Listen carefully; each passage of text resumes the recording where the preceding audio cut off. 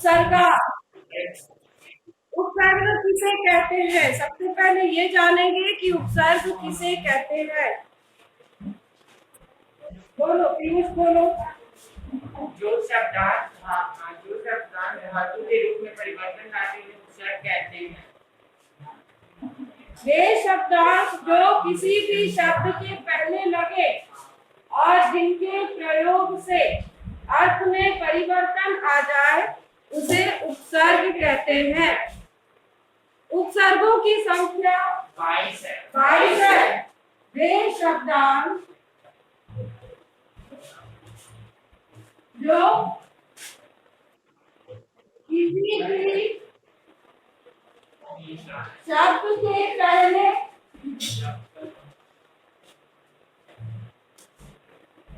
लगकर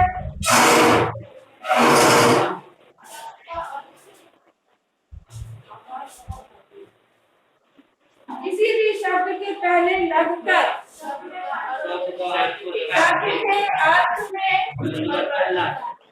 अर्थ में परिवर्तन लाए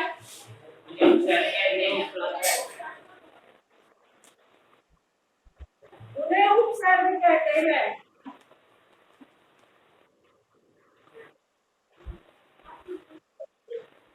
उपसर्ग कहते हैं, ठीक है।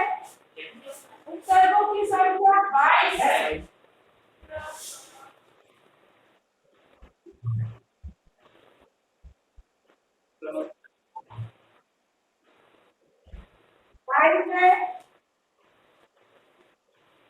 कौन कौन से हैं?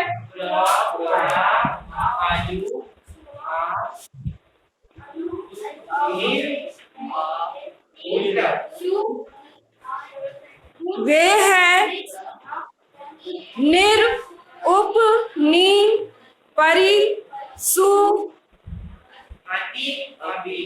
प्र, परा, अप, सम, अनु, अव, निस, निर, दुस, दुर,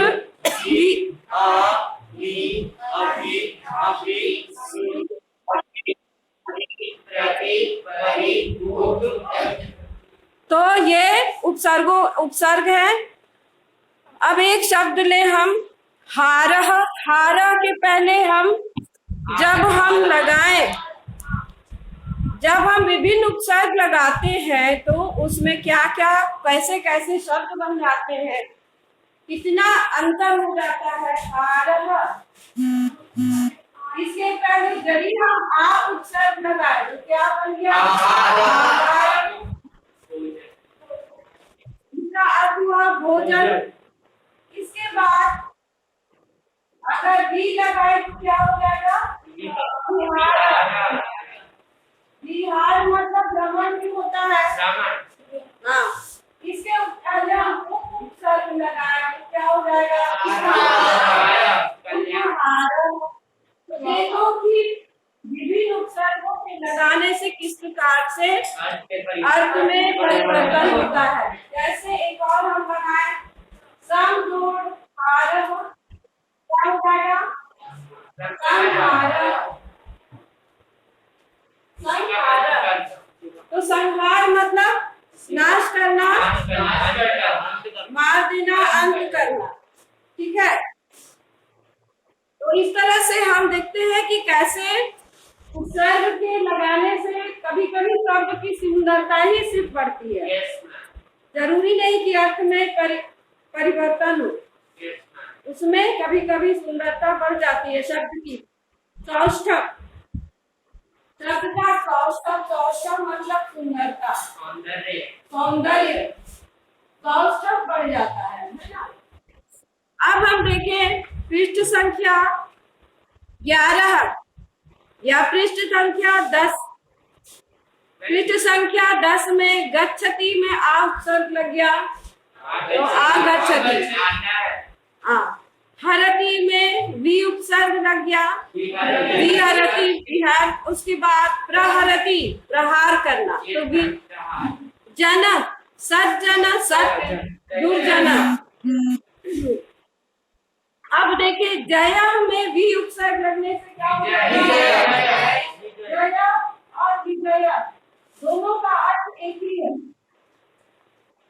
इसमें सिर्फ सुंदरता बढ़ गई, शब्द का सौष्ठव बढ़ा, शब्द का सौष्ठव बढ़ गया, शब्द की सुंदरता बढ़ गई। जय और विजय एक ही अर्थ है दोनों का। ठीक है, अब हम देखें, देखो नमति, नमति, नमति उपसर्ग है, नमति शब्द है, इसमें अगर प्र उपसर्ग क्या, तो क्या हो जाएगा? प्रणमति। र के बाद जब न आए तो उसका नत्व विधान होता है, प्रणमति। प्र के बाद जब न आए तो वह नत्व विधान हो जाता है प्रणमति, प्रणमति।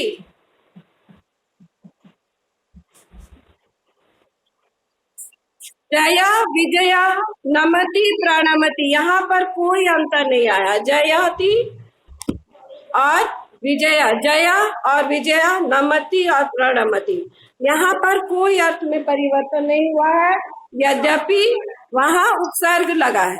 ठीक है, अच्छा एक चीज हम बता दें कि अ उपसर्ग नहीं होता है, अ कभी भी उपसर्ग नहीं होता है, जैसे आ होता है अ उपसर्ग नहीं होता है।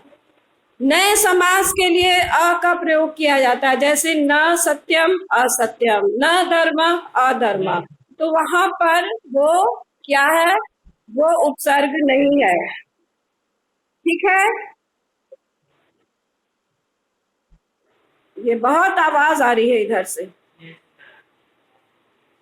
आभा, आशीष, आशीष रंजन, आस्था राज, आयुष, आदित्य राज, आलोक कुमार, अमन कुमार, अमित कुमार, अंजलि, अंकित, अनुप्रिया, अनुशंसा, आरुषि, अश्विन राज, भाव्या सिंह, गौरव, गौतम वर्मा, जगत किशोर, जिया कुमारी, कुमार अंशु, मीनल, कुशाग्र, नारायणी, मायरा, नव्या, नेहा कुमारी, पीयूष, प्रेम कुमार, प्रियांशु रजक, रामकृष्णा, रिया कुमारी, साहिल, संकेत, शाद, शांभवी, शांभवी सिंह, सिन्हा, शेख, शिवेन, शिवराज, शौर्य, सृष्टि, शुभम, शुभम सिंह, शुभराज सिंह, श्वेता राज, सुप्रिया, सुश्रीजा, तमन्ना, वैष्णवी, वंशराज, वृष्टि सिंह, वंशिका।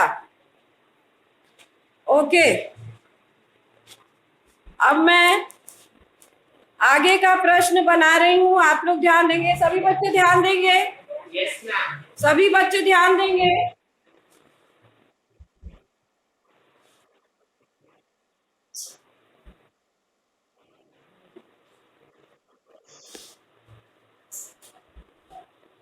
पृष्ठ संख्या 11। पहला प्रश्न है, छात्र आपनात् पुस्तकानि आनयति, यहाँ पर आपको उपसर्ग पृथक करके लिखना है, आनयति। उसके बाद है शिष्य गुरु अनुवदति, अनुवदति। उसके बाद है अहम अवगच्छामि, अवगच्छामि, मैं नहीं, अब जब लग जाता है उसमें धातु में, गम धातु में, तो जानने के अर्थ में होता है, जानने के अर्थ में होता है। अवगच्छामि समझता हूँ, अवगच्छामि, अवगच्छामि समझता हूँ, अब प्लस गच्छामि। ये क्लास 5 के लिए आप लोग पढ़ रहे हैं। अब जब लग जाए तो वो गच्छामि हो जाता है, अब लगने पर वो अब गच्छामि का अर्थ हो गया समझता हूँ। उसके बाद देखो उपकरोति, उपकरोति,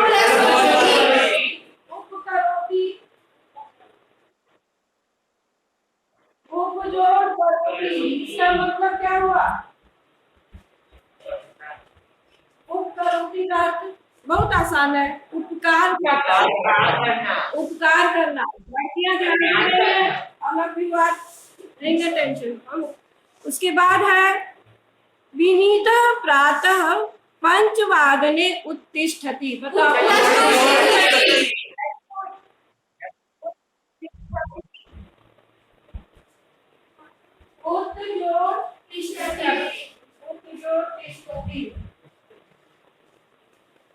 ये हो गया। कौन सा उपसर्ग लग गया? उत उपसर्ग लग गया। उत, तो उत्तिष्ठति का क्या अर्थ होगा प्रिंस? उत्तिष्ठति का क्या अर्थ होगा? इस वाक्य का अर्थ बताओ। विनीता प्रातः पंचवादने उत्तिष्ठति, बताइए। विनीत सुबह 5 बजे उठता है। हाँ, विनीत सुबह 5 बजे उठता है। विनीत सुबह 5 बजे उठता है। आप बताइए प्रिंस, उत्तिष्ठति का क्या अर्थ है? बताओ इधर सलोनी। उठता है। वर्षा, उत्तिष्ठति में कौन सा उपसर्ग है? उत उपसर्ग है। ठीक, वेरी गुड। दिव्यांश, आहरति में कौन सा उपसर्ग है? आहरति में कौन सा आ ले आता है? ठीक है। रौनित, परिचरति, उसमें क्या उपसर्ग है? बैठ जाओ प्रिंस। परी, ओके, ठीक है। तो ध्यान देना आप लोग को है, आप लोग को ही ध्यान देना है। आगे हम एक और है अब इसमें, मानवस्य अधिकारः कर्मणि एव अस्ति। अधिकार, अधिकार, अधिकार, इसको मिटा रहे हैं। अधिजोड़ कारः अधिकारः, अधिजोड़ कारः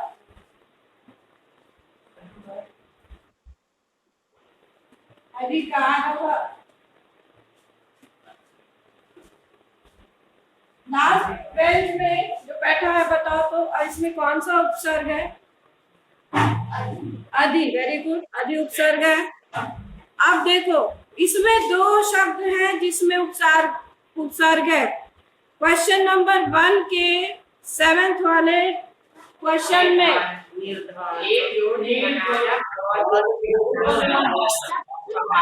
वेरी गुड। तो त्वम कदापि निर्धनानाम उपहासम न कुर्याः, तुम कभी भी निर्धनों का उपहास मत करो। ठीक है, तो निर्धनानाम क्या हो जाएगा? निर्जोड़ धनानाम, इसमें निर उपसर्ग है।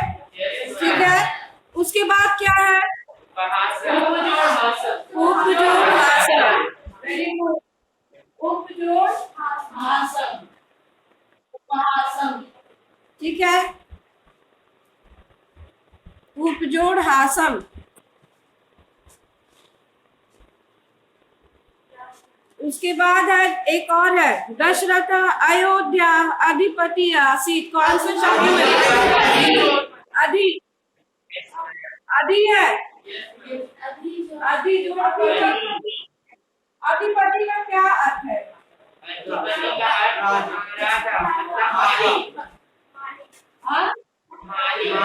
मालिक। ठीक है, स्वामी, राजा।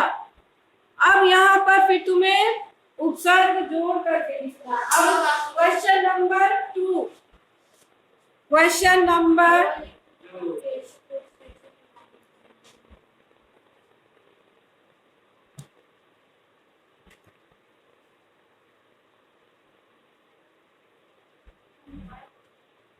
बोर्ड दिख रहा है। Yes, sir, sir.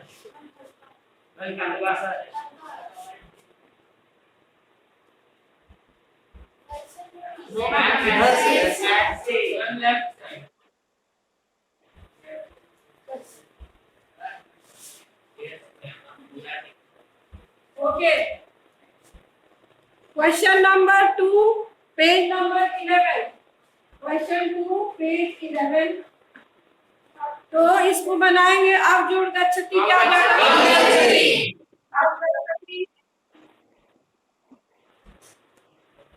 इसका क्या अर्थ है? अवगच्छति का अर्थ क्या है? अभी हम बताए थे। समझता है, बहुत अच्छी बात है। अधिजोड़ आस्ते, अध्यास्ते मतलब बैठता है, अध्यास्ते मतलब यहाँ पर यण संधि हो जाएगा। ई के बाद कोई स्वर आए तो उसका यण हो जाता है। अधिजोड़ आस्ते, अधिजोड़ आस्ते, अध्यास्ते, यहाँ पर ये यण संधि हो गया। अध्यास्ते, ई का य हो गया, ई के बाद आ स्वर आया तो इस ई का य हो गया, इस ई का, और इसके साथ लगा हुआ व्यंजन अनव्यंजन हो गया। ई का य हो गया, इस ई का य हो गया, आ लग गया। अध्यास्ते मतलब बैठना, बैठते हैं। उसके बाद है उपपूर्वंती, उपपूर्वंती।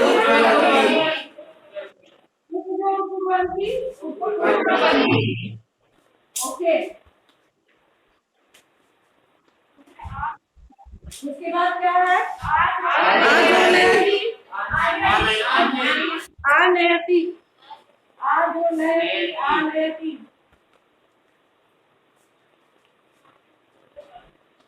दो बार दिया है, इसी में दिया है 2 बार। अच्छा ठीक है, हाँ 2 बार है। तो अम्बा बालाय दुग्धम आनयति, इसका अर्थ क्या हुआ? अम्बा बालक के लिए दूध लाती है। अम्बा बालक के लिए, बालाय दुग्धम आनयति, अम्बा बालक के लिए दूध लाती है। ठीक है, नेक्स्ट क्या है बताओ? उत्पत्ति का क्या अर्थ होता है? उत्पत्ति का क्या अर्थ होता है? उड़ता है। क्या है वाक्य? देखो उसे समझ जाओगे। विमानम, विमानम आकाशे उत्पतति, उत्पतति, उत्पतति। विमान आकाश में उड़ता है। पिता फलानी, नहीं इसके बाद है शिष्य पाठस्य अभ्यासम करोति अकरो।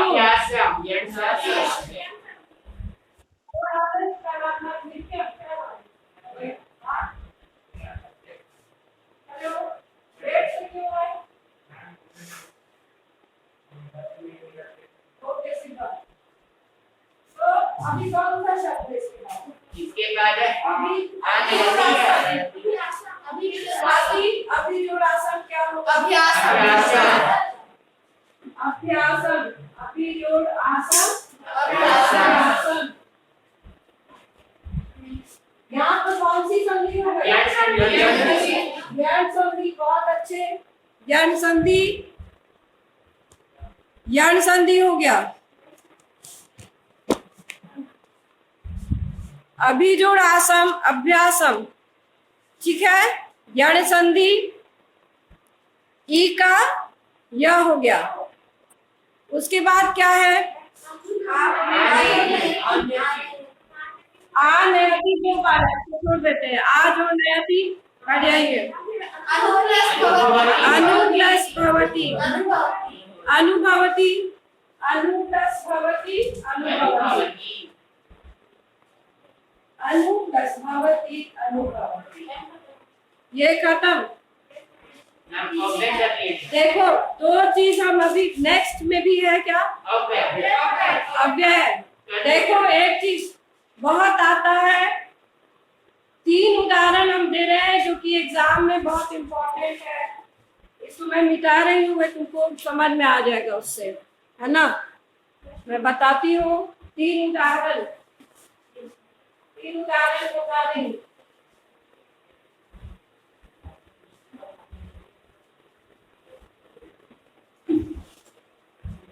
इसको बताना है आप लोगों को। निर्जोड़ दिशति क्या होगा? निर्दिशति। वेरी गुड, जिसने भी कहा ऑनलाइन में से भी आवाज आई है निर्दिशति। निर्दिशति कैसे लिखाएगा देखो। निर्दिशति का मतलब हुआ निर्देश देता है, निर्देश देता है। एक और देखो, संजोदिशति संदेश देना, दिशति का अर्थ हुआ देता है ना। संजोदिशति संदिशति, ठीक है। प्रतिजोड़ागच्छत्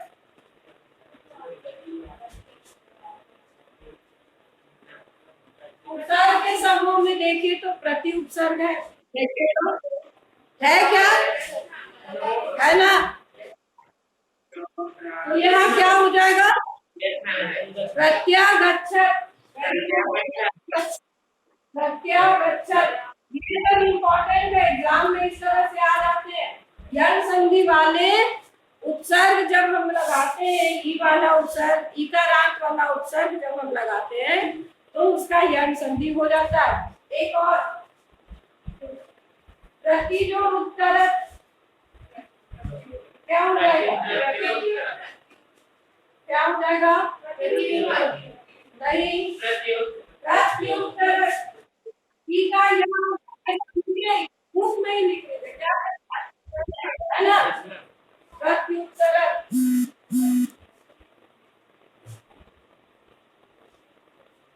प्रतिजोड़ आगच्छत्, दिए है ना, प्रतिजोड़ आगच्छत्। अच्छा, प्रतिजोड़ एकम,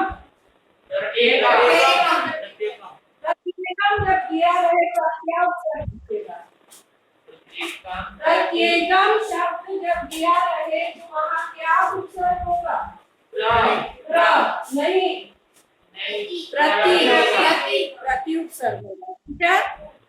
एक और बहुत इंपॉर्टेंट, प्रणम्य शब्द दिया रहे, प्र उपसर्ग है ना, नहीं दिख रहा बोर्ड। प्राज और नम्य, प्रणम्य में कौन सा उपसर्ग है, प्रणम्य में कौन सा उपसर्ग है, प्र उपसर्ग है। प्रणम्य में कौन सा उपसर्ग है, प्रणम्य, प्र। अच्छा, एक और अब बताओ इसका क्या होगा, इसका क्या होगा जब हम नमति में प्र उपसर्ग लगाएंगे। लिखो, करके लिखो, या क्या होगा, सही लिखना। अभी हम बताएं उसके आधार पर क्या होगा।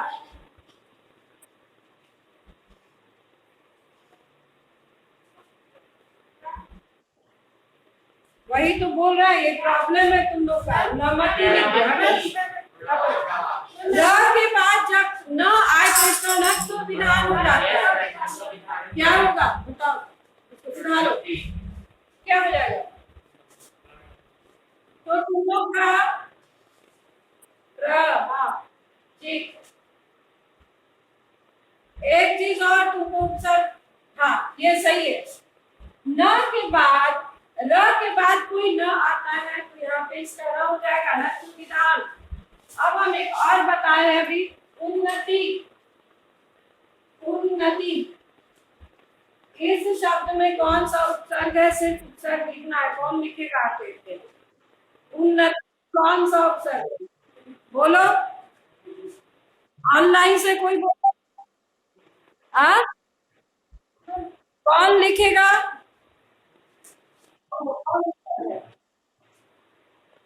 उत उपसर्ग है। उन्नति में कौन सा उपसर्ग है, उत उपसर्ग है। उत जो नति, उन्नति, उत जो लासा, उल्लास, उत जो लेख, उल्लेख, उत जो लंघनम, उल्लंघनम। तो उत उपसर्ग होता है। उत्पत्ति में कौन सा उपसर्ग है, उत्पत्ति में अभी आपने पढ़ा उत उपसर्ग है, ठीक है, वेरी गुड। उत उपसर्ग है, तो ये उपसर्ग आपका यहाँ समाप्त हो गया। ये तीन अंक या 4 अंक का प्रश्न होता है। इसमें या तो आपको जोड़ के शब्द लिखना होगा या आपको इसमें से उपसर्ग सिर्फ अलग करके लिखना होगा। जैसे संदिशति, संदिशति में कौन सा उपसर्ग है? सम। कौन उपसर्ग है? ये लिखना होगा। समपीय, इसमें कौन सा उपसर्ग है? सम। समपीय सम। सम मतलब पी करके, ठीक से पी करके। संदृश्य, समान रूप से देखकर। सम उपसर्ग, ये उपसर्ग तुमको अलग करने में जैसे कि निर उपसर्ग वाला बहुत आ जाता है। निर्दिशति तो निर लिखना है तुमको। संदिशति सम उपसर्ग लिखना है।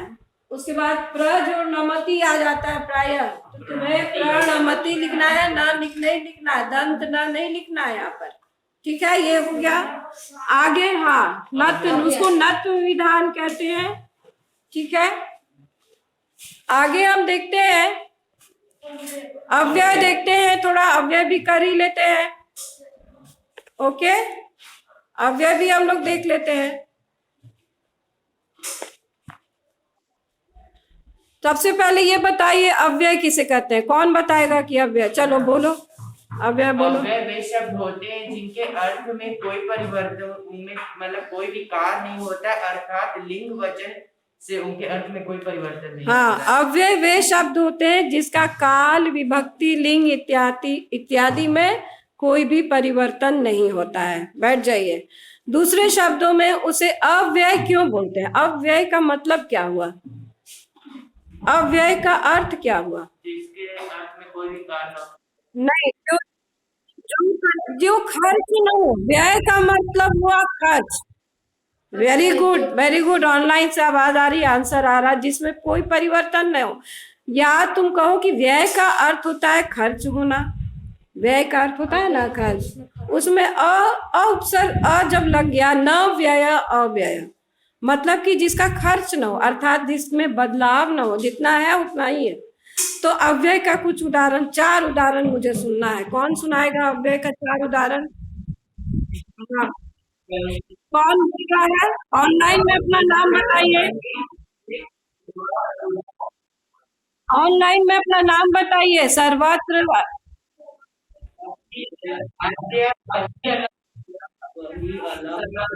हाँ हाँ, ठीक है, बहुत अच्छे।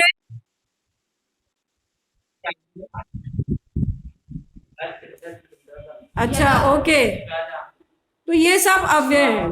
ठीक है, अभी कौन कौन है?